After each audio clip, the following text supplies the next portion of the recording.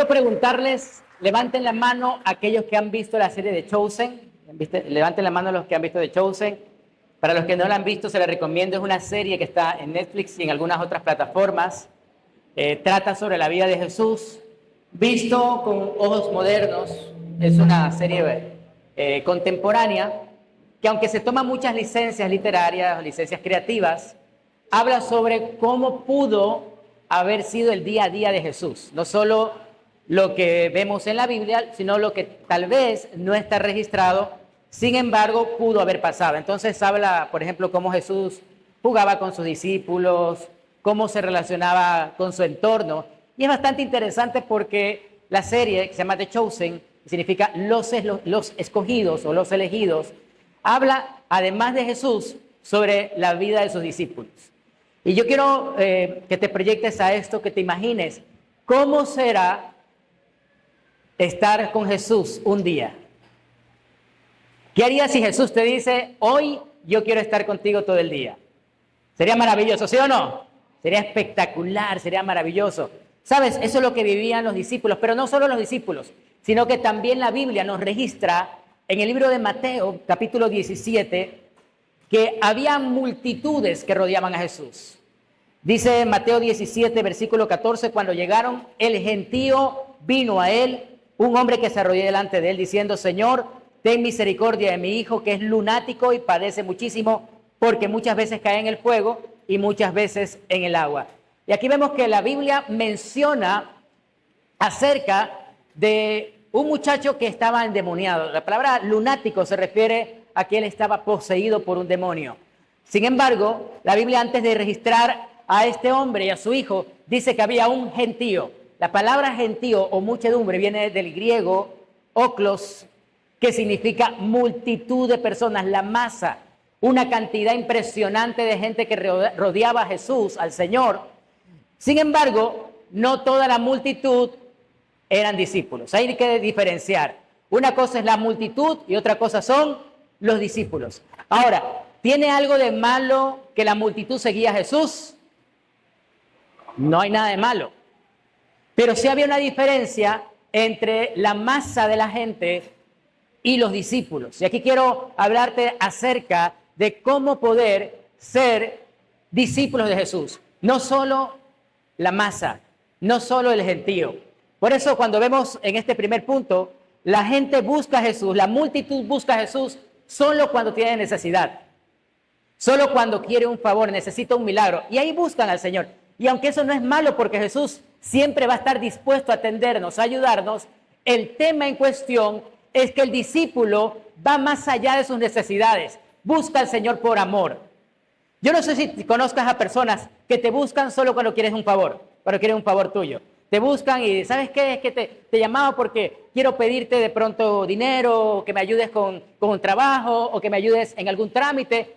Y aunque estoy seguro que lo vamos a hacer, lo vamos a ayudar, siempre que esté a nuestro alcance, pero el punto es que debemos de aprender a buscar a nuestro Señor no solo cuando tenemos una necesidad. Por eso es que la Biblia registra que la multitud siempre rodeaba al Señor porque había una necesidad. Querían una solución a su problema. Querían que Jesús respondiera a lo que les estaba pasando, pero no querían rendirse a Él. Y esa es la diferencia. La multitud lo busca para obtener el milagro, pero no para rendirse ante el Señor. Ahora, yo quisiera preguntarte en esta mañana, ¿buscas alivio a tu problema o buscas sanar para siempre? Porque hay personas que buscan alivio. Yo no sé si alguna vez hayas tenido que acudir a una consulta médica a hospitales cuyos médicos tienen la agenda muy llena. Una de las cosas que yo bendigo a Dios es porque aquí tenemos médicos diferentes. Tenemos médicos que si tú vas a la consulta con ellos, te van a atender muy bien, así que te los recomiendo a todos. Un aplauso para nuestros médicos.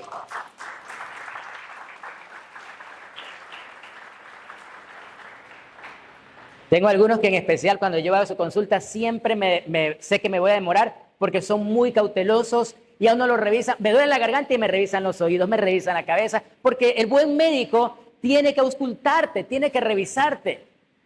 Pero el médico que de pronto está apurado, lo único que te va a decir, ¿sabe qué? Le duele la cabeza, paracetamol. Le duele el oído, paracetamol. Tiene gripe, paracetamol. doctor, pero no importa, paracetamol. Y hay gente que solo te receta eso. No hay nada más, no es que tenga algo contra la paracetamol, pero te recetan para todo lo mismo, porque no te auscultan, no te revisan. ¿Y qué sucede? Te tomas esa pastilla, se alivia tu síntoma, pero no resuelve la enfermedad. Mucha gente acude a Jesús, pero no ve cambio en su vida, porque acude solo para que le resuelva puntualmente el problema, pero no más. Y es ahí donde se diferencia la multitud versus el discípulo. Un poco más adelante, en Marcos 12:37, dice la Biblia, y gran multitud del pueblo le oía de buena. Había una multitud que escuchaba de buena gana al Señor, les gustaba cómo Él exponía la palabra. Y es que debe de ser fascinante escuchar al Maestro. Debe de ser maravilloso escuchar cómo Él se dirigía al público. Pero, ¿sabes? La diferencia entre la multitud versus el discipulado es que la multitud oía de buena gana, pero no ejecutaba nada. Es decir, escuchaban la palabra, pero nada cambiaba. Se iban felices, se iban contentos, como mucha gente que viene el domingo, escucha la palabra, sale contento, pero una vez que salen de aquí, la palabra les es arrebatada, dice Mateo 13, porque el enemigo intenta robarte la paz, intenta quitarte lo que fue sembrado. Entonces muchos disfrutan la palabra, pero no la ponen en práctica. Y mira lo que dice Santiago capítulo 1, versículo 22, si me ayudan con un poquito de agua, por favor. La Biblia menciona a través del apóstol Santiago, sed hacedores de la palabra y no tan solo, vamos a repetirlo, y no tan solo, o sea que aquí hay dos grupos, los que hacen y los que escuchan. Los que hacen y los que escuchan. ¿De cuál eres tú? Y no tan solo oidores, engañándonos a vosotros mismos, porque si alguno es oidor de la palabra, pero no hacedor de ella, este es semejante al hombre que considera en un espejo su rostro natural y luego se olvida. Imagínate que te ves en el espejo, pero ya no te acuerdas más cómo eres. Te olvidaste de tu imagen. Así hay mucha gente que escucha la palabra, pero ya no vuelve a saber nada más de ella. Ahí es donde Dios nos dice algo. Tenemos que ser oidores, pero también, díselo por favor, hacedores. Dile a la persona que está a tu lado, oidores y hacedores. Son dos cosas a las cuales nos llama la palabra de Dios. Hay que escuchar y hay que aplicar. Pero la multitud le gustaba escuchar, pero no aplicar. Mucha gente hoy en día llena las iglesias los días domingos. Y es bueno que vengas a la iglesia, pero yo quiero desafiarte a que no seas solo de la multitud, de la masa. Hoy es tiempo que seamos los elegidos, los discípulos de Chosen versión Ecuador. Por eso le pusimos así, de Chosen versión Ecuador. Porque ¿cuántos queremos ser discípulos de Jesús, que sigamos las huellas del Maestro y poder cambiar un mundo que está literalmente loco porque no conoce al Señor? ¿Cuántos queremos cambiar un mundo, un Ecuador para Jesús? Entonces te invito a que salgamos de tan solo ser oidores para convertirnos en hacedores. Por eso hoy escoge entre oír la palabra de Dios o vivir la palabra de Dios. Entre saber la verdad y vivir la verdad que transforma. Conocer la Biblia va más allá de tan solo oírla. Conocer la Biblia nos demanda a vivirla. ¿Me están siguiendo, familia? Lo tercero que quiero explicarte es lo que dice Juan capítulo 6, versículo 2. Si me ayudan, por favor, a leerlo, si lo tienen en la diapositiva. Juan capítulo 6, versículo 2. Vamos a leerlo a la cuenta de 3. 1, 2 y 3. ¿Cuántos seguían a Jesús? Una gran multitud. Gran multitud. De hecho, cuando el Señor Jesús hace el milagro de la multiplicación de los peces y los panes, la Biblia menciona que eran 5,000 hombres, sin contar mujeres y niños. El tema es que siempre hay más mujeres que siguen a Jesús que hombres.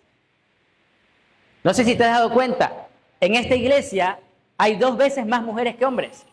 Levanten la mano los varones, por favor. Por favor, levanten la mano los varones, pelo en pecho, pelo plateado. Varones masculinos, machos. Eso, muy bien. Allá. Me preocuparon algunos, pero bueno, creo que no escucharon, por eso repetí la instrucción. Ahora levanten la mano a las mujeres. Mire esa belleza. Casi que 3-1. Bendito sea Dios por las mujeres. Pero ¿qué pasa con la mujer? La mujer es más sensible a lo espiritual y más sensible a las necesidades de la familia. Pasa mucho que cuando tengo consulta de parejas, uno le pregunta a los varones, ¿cómo está todo? ¿Cómo está tu vida en pareja? Y 99.9% de las veces, ¿saben qué escucho?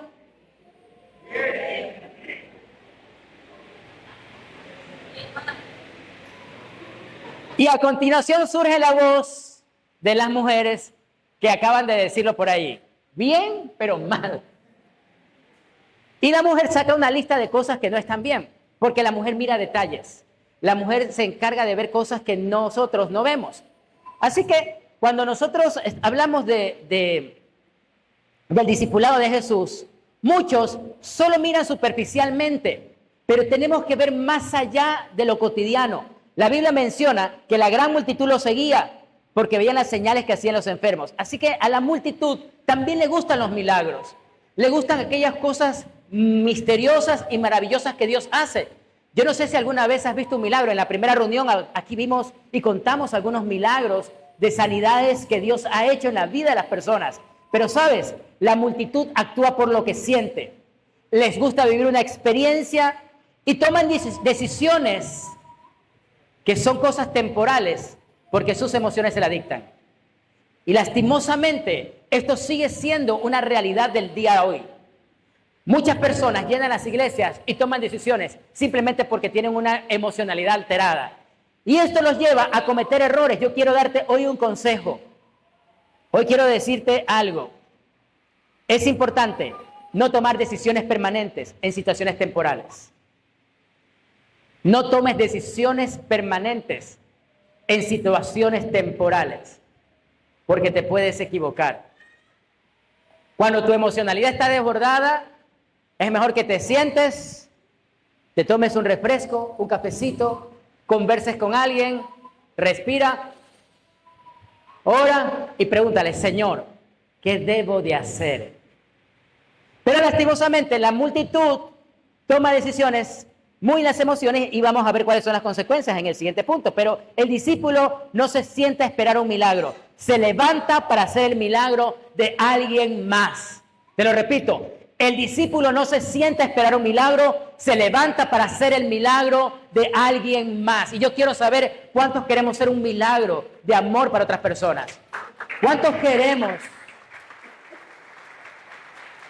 llevar la paz de Jesús a otras personas? El discípulo no se sienta simplemente a esperar milagros. En Mateo capítulo 14, versículo 19, entonces mandó a la gente a recostarse sobre la hierba y tomando los 5 panes y los 2 peces, levantando los ojos al cielo, bendijo y partió los panes ¿a quiénes? ¿Y quién repartió a la multitud? O sea, ¿quiénes pudieron tener contacto con el maestro? ¿La multitud o los discípulos? Discípulos. La multitud escuchaba al maestro, se deleitaba con el maestro, recibían milagros del maestro, pero quien tenía contacto con el maestro eran los discípulos. Hay muchas personas que vienen a escuchar la palabra, salen llenos y gozosos de la palabra. ¡Qué bueno! Te felicito, gloria a Dios por eso. Pero no te conformes. Hay algo más allá y dice la Biblia que Dios a los discípulos les da algo especial. Y sabes, lo maravilloso de este milagro es que la Biblia dice que todos comieron y se saciaron. ¿Cuántos quisiéramos asistir a ese buffet del Señor Jesús? Donde Él te invita y vas a comer todo lo que tú quieras. Todo lo que se apetece. Imagínate tener esa mesa ahí de delicados manjares. ¿Y a quiénes les gusta el pescadito? Levanten la mano a los que les gusta el pescado. Ay, son de mi team.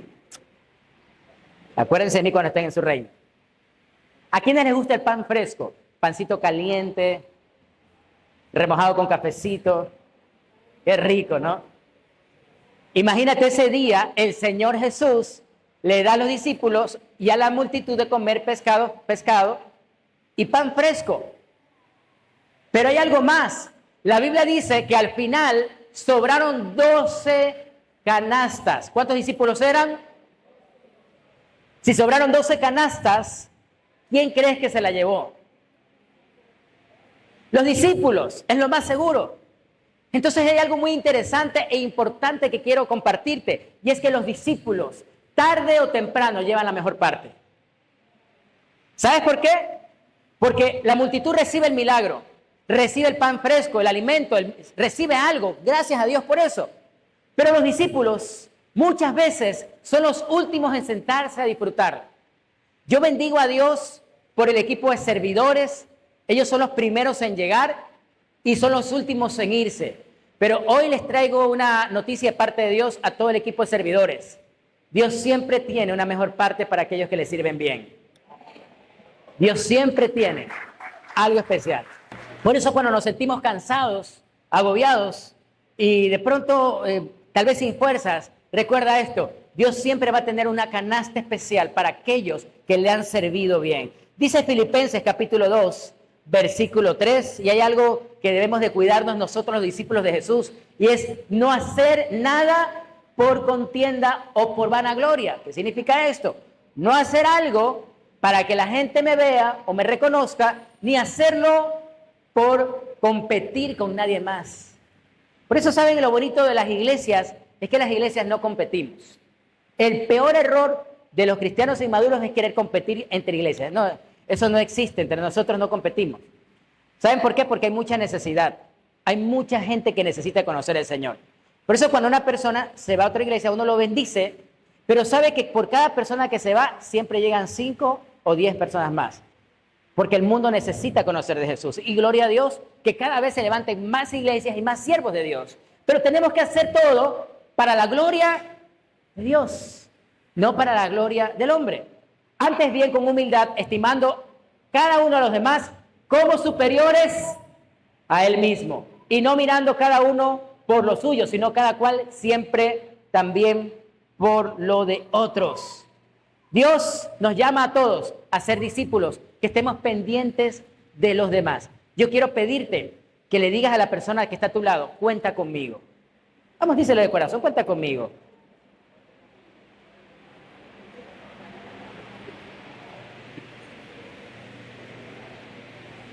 El decir las cosas de esta forma puede ayudar a que alguien sienta el respaldo de una congregación, de un amigo, de personas que tal vez no te conoces o no te llevas, pero escuchar esa palabra, cuenta conmigo, esa frase, cuenta conmigo, puede levantar el ánimo de alguien. Y hay algo bien interesante que pasa también con la multitud. Si vamos otra vez al Evangelio de San Juan, capítulo 12, dice la Biblia: el siguiente día, grandes multitudes que habían venido a la fiesta, al oír que Jesús venía a Jerusalén, tomaron ramas de palmera y salieron a recibirle. Y clamaban, vamos, ayúdenme por favor: Hosana.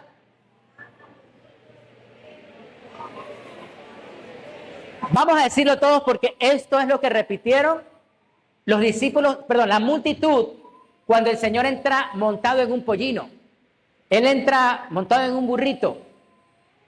Y todos recordaban el pasaje de Isaías, que esa era la señal del Mesías, que el Mesías iba a entrar por Jerusalén montado en un burro. Así que ellos ahora creían, estaban seguros y convencidos que por fin vendría el Mesías a liberarlos del Imperio Romano. Ese era el anhelo de ellos. Eso era lo que ellos con todo su corazón creían. Como tal vez muchos de nosotros estamos creyendo hoy que vendrá alguien a liberarnos de la delincuencia. Y oramos por eso, y cada vez que tenemos elecciones: Señor, que este sí no me decepcione. Y votamos y cada uno siga más choco que el otro. Pero bueno, esa es otra historia. Pero nosotros con esperanza votamos para que alguien nos ayude. Ahora, ellos no votaron por Jesús, pero Él cumplía con todas las profecías mesiánicas. Y esta era una muy importante, que entraría el Mesías a Jerusalén montado en un pollino. Así que ellos en ese momento dijeron: por fin viene el Mesías, nos va a librar, va a declarar la guerra a Roma y vamos a ser otra vez una nación poderosa. Eso era lo que ellos anhelaban. Por eso ese día comenzaron a adorar al Señor y bendito el que viene en el nombre del Señor, el Rey de Israel. ¿Quién gritaba esto?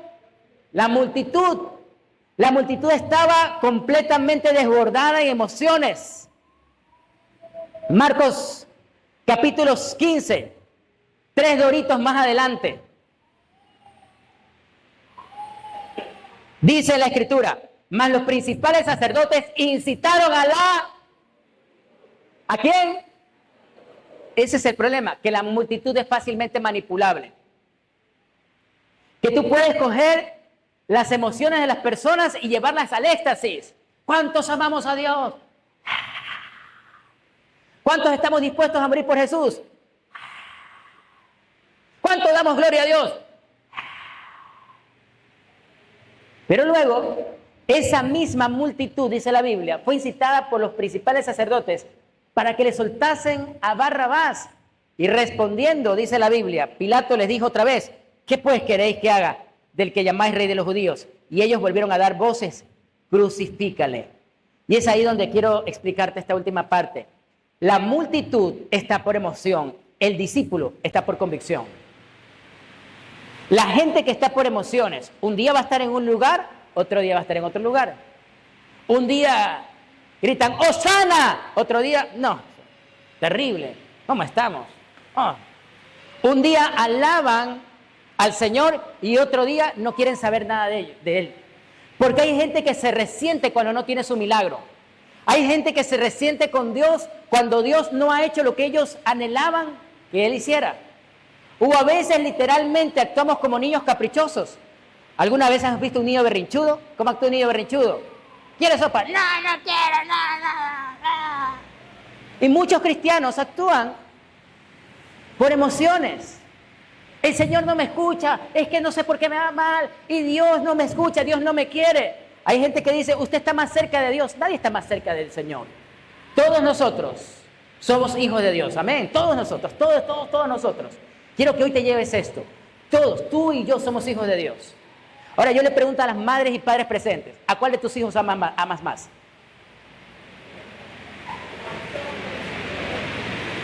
No hay hijo que uno ame más. Hay hijos más cercanos. Y hay hijos bobos, que es otra cosa, pero bueno. Es que siempre al hijo bobo le toca atenderlo uno más, entonces es el que siempre se anda golpeando, siempre anda haciendo cosas raras y se anda metiendo en problemas. Entonces le toca atender a uno más a ese hijo, pero no es que hay hijos favoritos. Dios no tiene hijos favoritos. Dios tiene hijos que le sirven. Y el que tiene convicciones sabe que lo que hace por amor al Señor siempre tendrá una recompensa. ¿Y sabes cuál es la recompensa? Que cuando tú sirves, Dios sabe que estás sirviendo, así que Dios está también pendiente de lo que te está pasando. Hay gente que en sus emociones sirve un día y otro día no. Eso es parte de la multitud, pero el discípulo está convencido que servir a Dios es una gran decisión. Juan capítulo 8, versículo 31, dijo entonces Jesús a los judíos que habían creído en Él, si vosotros permanecierais en mi palabra, seréis verdaderamente. Ahora, permanecer no es solo creer. Permanecer es buscar caminar en su palabra, obedecerla día a día. ¿Qué te ha hablado Dios en el devocional de hoy? ¿Qué te ha hablado Dios en este tiempo? ¿Qué cosas tienes que cambiar? ¿Qué cosas tienes que entregar? ¿Qué te está pidiendo Dios que dejes atrás? ¿Qué te está diciendo hoy el Señor de manera personal a través de esta predicación o de esta enseñanza que tienes que dejar, que tienes que apartar? Si vosotros permaneciereis en mi palabra, seréis verdaderamente mis discípulos y conoceréis la verdad, y la verdad os hará libres. Yo creo que en estos 13 años de vida cristiana como iglesia, ya 25 años como cristiano y casi el mismo tiempo como pastor, he entendido algo. No se trata de cuánta Biblia sabes, sino cuánta Biblia aplicas. En un tiempo donde muchos se levantan con un conocimiento exegético, una verborrea muy buena, con dotes comunicacionales excelentes, se hace necesario no solo que se levanten predicadores o que se levanten multitudes, es necesario que se levanten discípulos. Gente comprometida con Jesús, que diga, yo quiero hacer lo que mi Señor dice.